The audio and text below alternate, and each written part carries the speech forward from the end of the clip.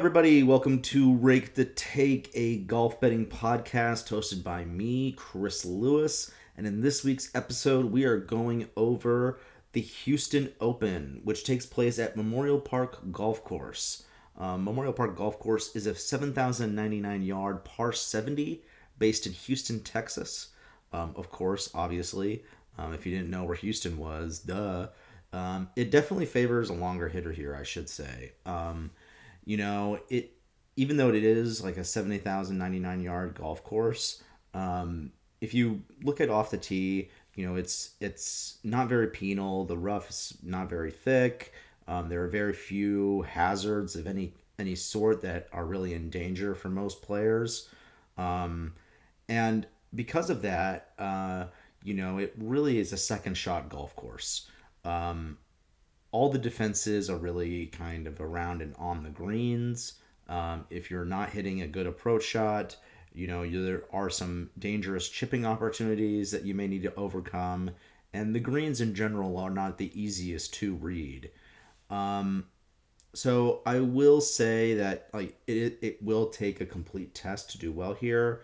Like the final scores have been 13 under, 10 under, 16 under, and 12 under over the past 4 years that they've hosted this event, which indicates that. So you're not going to have a lot of low scores this week, I should say. So yeah, just keep that in mind when you're picking players. And just I think in general, longer hitters do well here overall. But yeah, let's just kind of jump right into the picks. To start off our card, we got Max McGreevy, and he makes it back after a few week hiatus, since he earned us a top 5 at the Cognizant Classic. He saved our week that week after Doug Ghim really kind of fell out of contention. And he's honestly been playing some solid golf still. He had a T40 at the Arnold Palmer, which is nothing to sneeze at in a designated event. A T20th at the Players, which is awesome for him, and a T54th at the Valspar, where he kind of flirted with contention after the first 2 days. So I don't really think faltering in that event is much to really sneeze at either.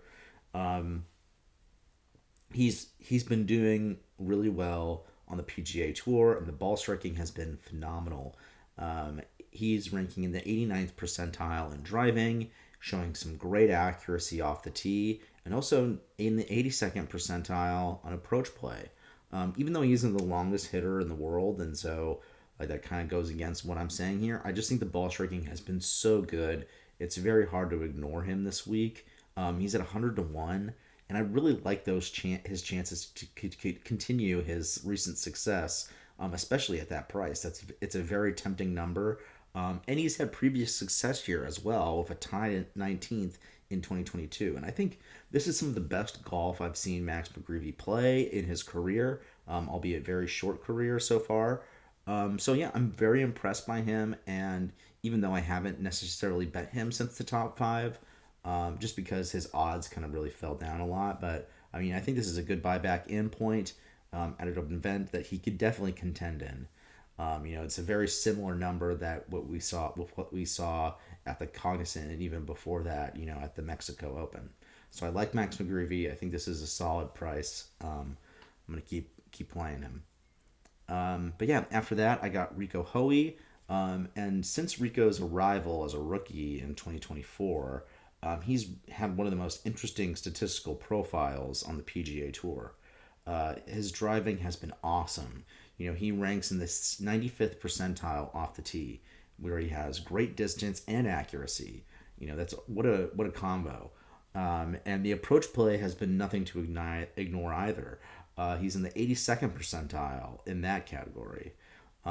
It's just the one thing about Hoagie is that his short game is kind of abysmal, I should say. I mean, around the greens, he has improved a lot and has had some weeks where he's been really solid with that. It's just the putting has been so bad. He's in probably the 2nd percentile in putting. I mean, he has just been really brutal with the short game. But overall, though, I do really like Rico Hoey, and I think when he does have a good putting week, I mean, he does contend. He is in events. like we see with many players with this similar skill set. Um, but I think the thing about Hoey that is intriguing to me is that over the past month, he's been gaining strokes tee to green in all categories. The putter has still been really bad, but I think we've seen that with multiple top 40 finishes, including that at the Players. Last week he did miss the cut, but he still gained strokes in all the tee to green categories. It was just he really didn't have a great week with the putter. So I think at a course like this that really rewards length off the tee, Hoey could be very successful and could have a lot of easier opportunities for him and create a lot of easier opportunities for himself, giving the putting strength. But his off the tee ability is so tremendous. I think that sets up for a great week for him this week. And at 150 to 1, I think that's a great number. He's shown some good results recently. I don't see why he can't be in the mix this week, given his statistical profile. But yeah, I like Rico Hoey, and I think this is a good spot for him. After that, I'm back on Danny Walker this week after a disappointing week last week at the Valspar, but I still believe in the previous success in totality that he presented on the Corn Ferry Tour, and also with what he displayed with his ball striking so far this season on the PGA Tour. It does feel like a little bit that people have sort of soured on him after a bad week, considering his phenomenal performance at the Players. He does feel very discounted this week because of that. And he does have distance off the tee. Even though he has struggled a little bit with accuracy. Like I said, that's not going to really be a huge issue this week. And despite even that lack of accuracy, he has shown some phenomenal approach play statistics over the past couple weeks. Um, I think I'm willing to overlook a bad week at the Valspar, especially with the short game, because he has shown some consistency around the greens. The putter has not necessarily been as consistent, but even with some small gains with the putter, he has had some phenomenal finishes, like at the Players. So I think at 250 to 1, I think it's just a great number to see if he still has stuff left in the tank after that great finish at the Players. And I think he does, like he showed with the great approach numbers at the Valspar. I just think he didn't have a great short game week, and that kind of cost him. But yeah, overall though, I feel like Danny Walker, uh, was not that far away from having a better week at the Valspar. It's a tough golf course, and it kind of gets some people at times. So I don't really feel all that worried about him. 250 to 1 feels like a more than fair price to kind of just get back in on him and see if he can recreate some magic like he did at TPC Sawgrass. And then finally, we got a light card this week, but I have Bronson Burgoon. And I will say, just right off the bat here, I would not recommend betting him unless you just have a very high risk tolerance. Um, Burgoon has not been playing on the PGA Tour very often. In fact, he lost his PGA Tour card in after the 2021-2022 season. He's had some inconsistent stretches of play of actually playing in golf tournaments because of undisclosed injuries.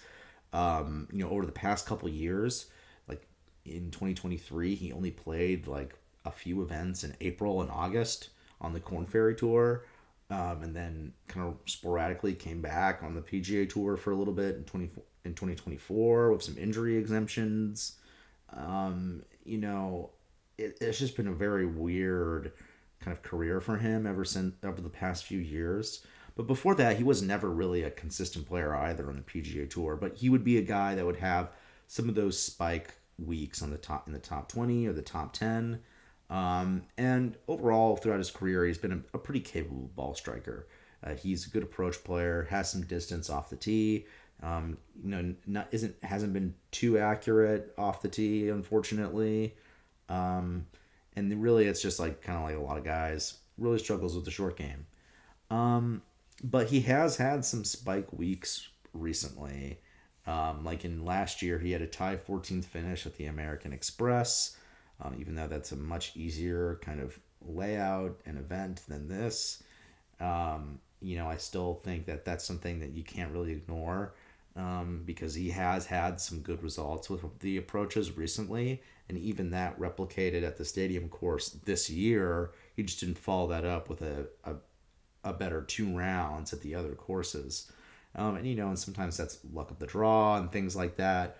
But yeah, even at this event, he had a tie 35 finish in 2022. So, I mean, he has played well here as well. And the most interesting thing to me is that he's had some opportunities to play in other events this season, but has declined them.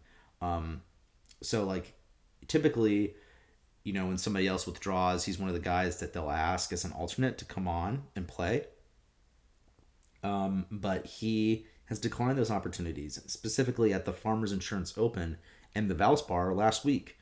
So I wonder if he's kind of sort of saving his energy to maybe do well at an event like this. I'm not really trying to overthink it too hard, but the small sample size of the past few years does indicate that the tee to green game for Burgoon at times can be very strong. The putter has been a consistent negative, for sure. But from tee to green, if he can be positive throughout this week at a course that he does like, given that he is also a Texas native, why not?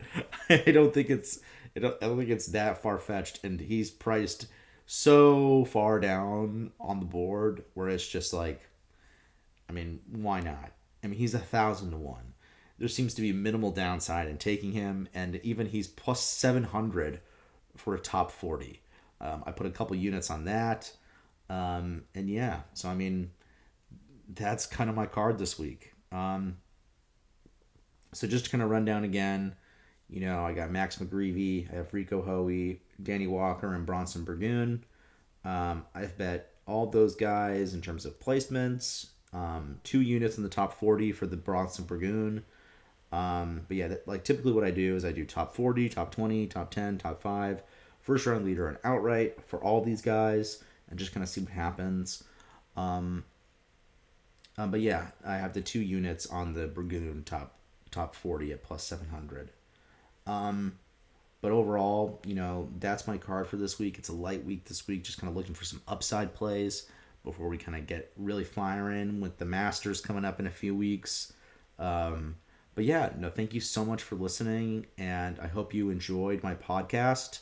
And please check out my article too at the Chris Lewis Sports Review .com. It's a WordPress website in case that URL doesn't work. But thank you so much for listening again, and I hope you have good luck if you tail, and have a great weekend.